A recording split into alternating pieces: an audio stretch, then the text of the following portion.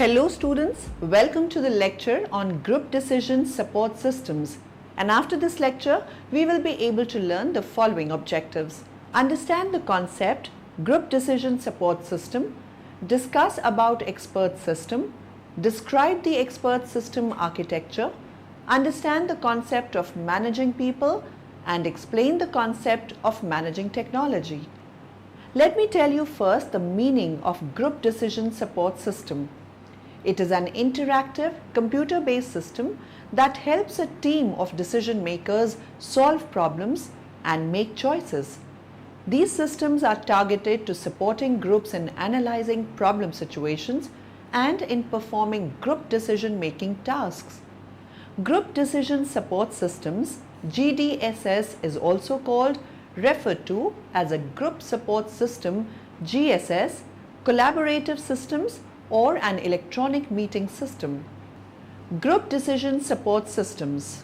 A group decision support system is any kind of computer network that is used to help professionals to communicate ideas during meetings. For example, number of microcomputers. There are 7 different kinds of group decision support systems. Some of them are file drawer system. Individuals who use this kind of system depend on their computers to provide them with intelligence that they can use to make educated decisions. Suggestion model.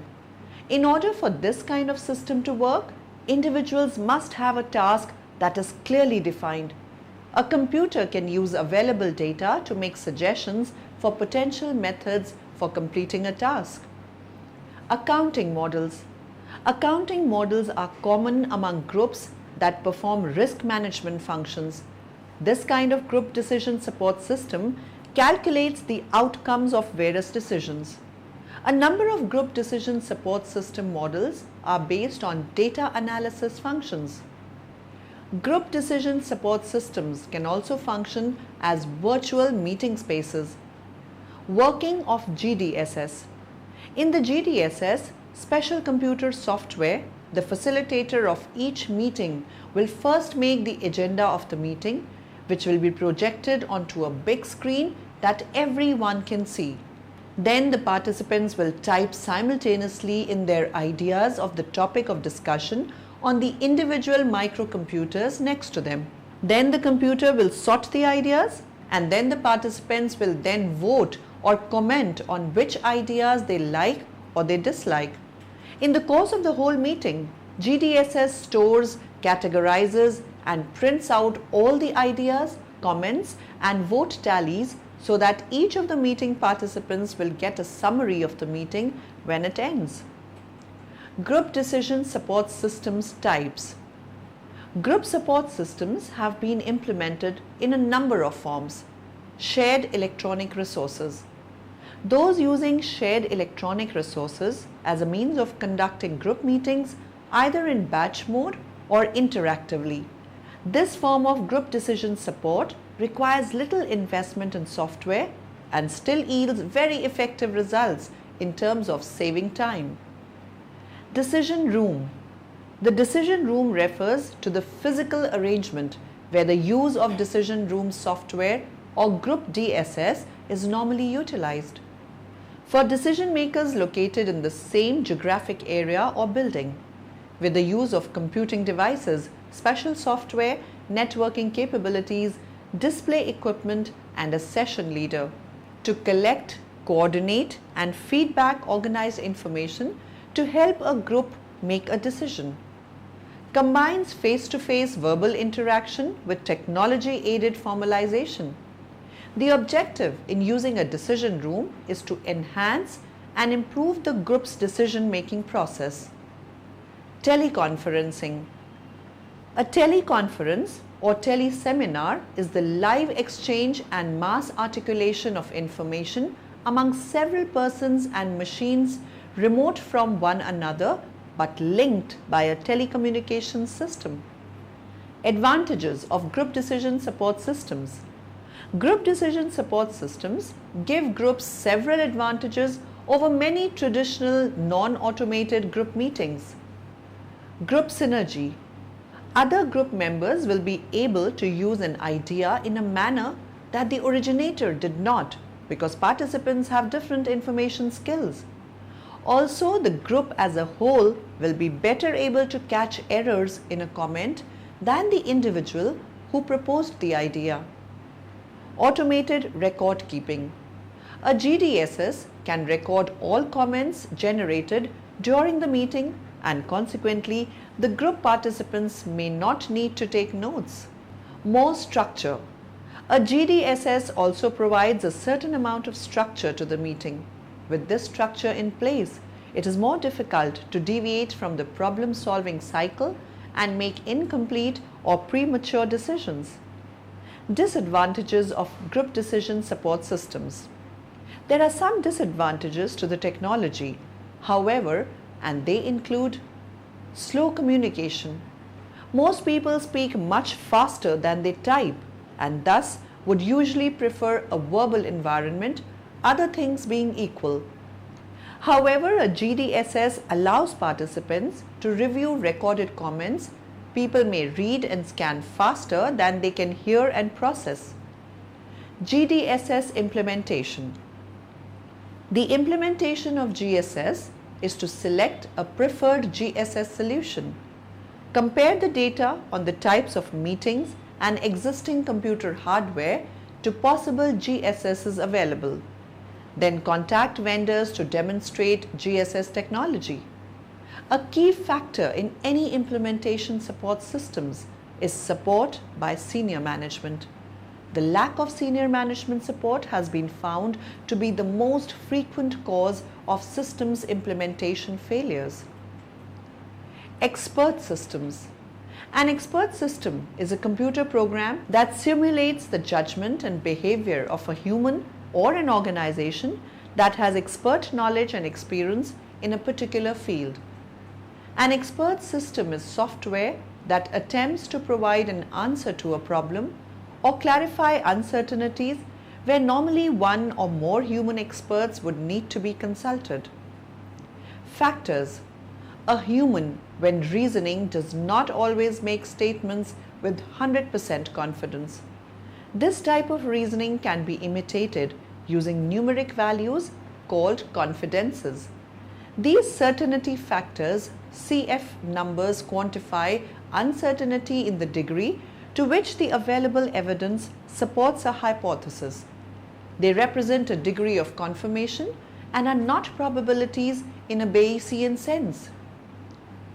Chaining.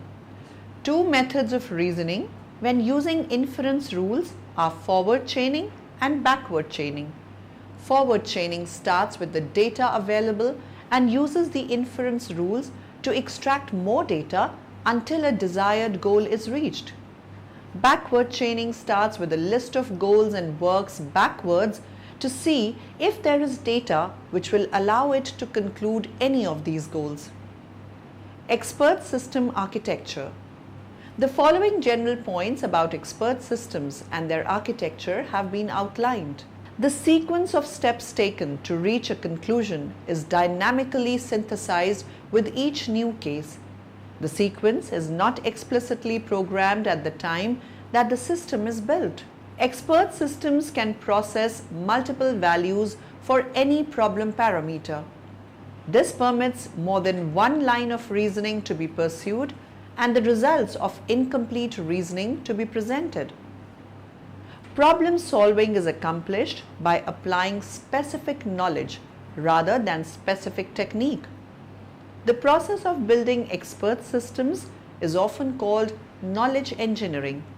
The knowledge engineer is involved with all components of an expert system.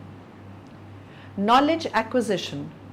The knowledge acquisition component allows the expert to enter their knowledge or expertise into the expert system and to refine it later as and when required. The knowledge acquisition process is usually comprised of three principal stages.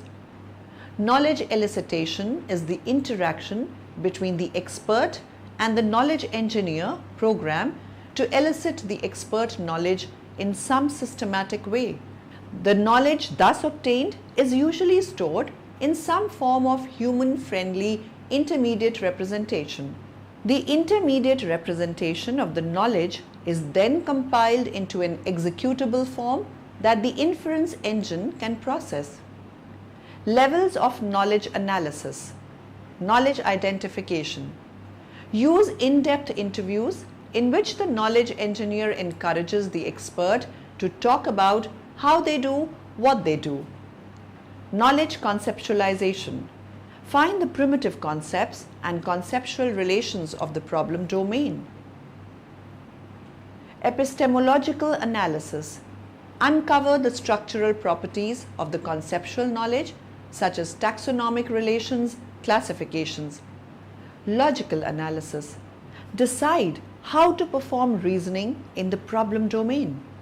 This kind of knowledge can be particularly hard to acquire. Implementation analysis.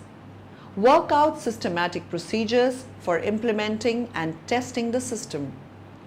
Capturing tacit, implicit knowledge. One problem that knowledge engineers often encounter is that the human experts use tacit, implicit knowledge. Example, procedural knowledge that is difficult to capture. Representing the knowledge.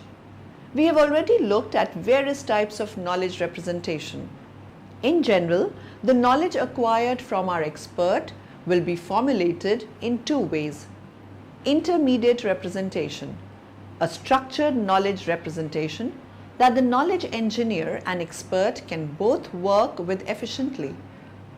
Production system, a formulation that the expert system's inference engine can process efficiently. User interface. The expert system user interface usually comprises of two basic components. The interviewer component. This controls the dialogue with the user and/or allows any measured data to be read into the system. The explanation component. This gives the system's solution and also makes the system's operation transparent by providing the user with information about its reasoning process. Managing people. Any organization can become a market leader in its field only with the full support and cooperation of its employees. By being aware of the effective people management skills, we can emerge as a successful leader.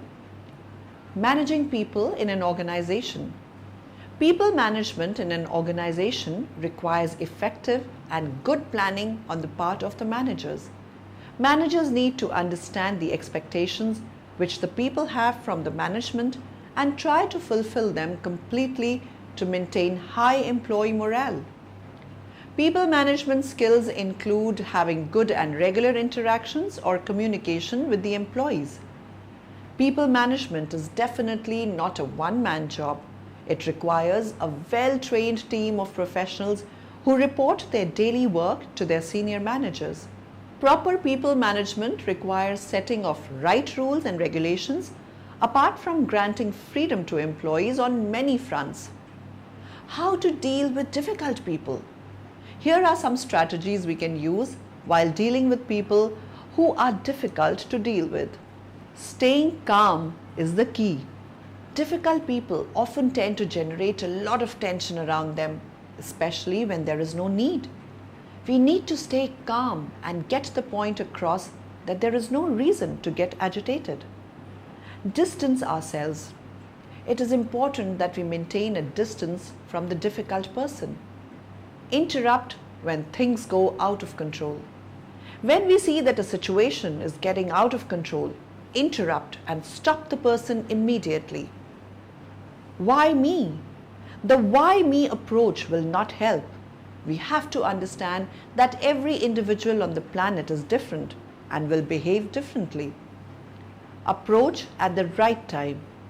Approach the individual when we know that they are in a good mood and will not bite our head off at the smallest of things. Do not give up. Lastly, do not give up.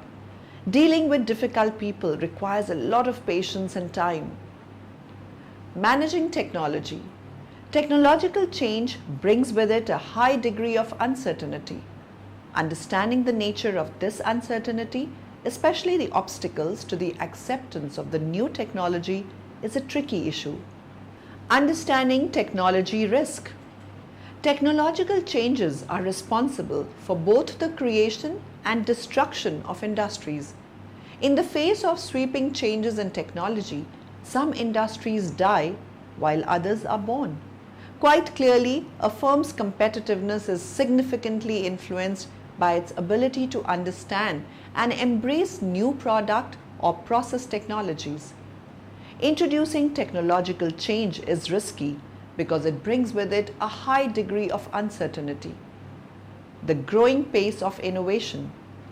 Innovation cycles have shortened from 50 to 60 years to around 30 to 40 years. Unless organizations can foster a culture in which new ideas are encouraged and commercialized rapidly, they may find themselves being overtaken by faster innovators. Why have innovation cycles become shorter? Probably the most important reason is the growing importance of software and knowledge inputs as opposed to hardware and physical capital. Managing innovations. There are broadly two types of innovation. Product innovation refers to work done to improve the product. Process innovations aim to make the manufacturing process more efficient through automation, simplification, better process control, and lower energy consumption.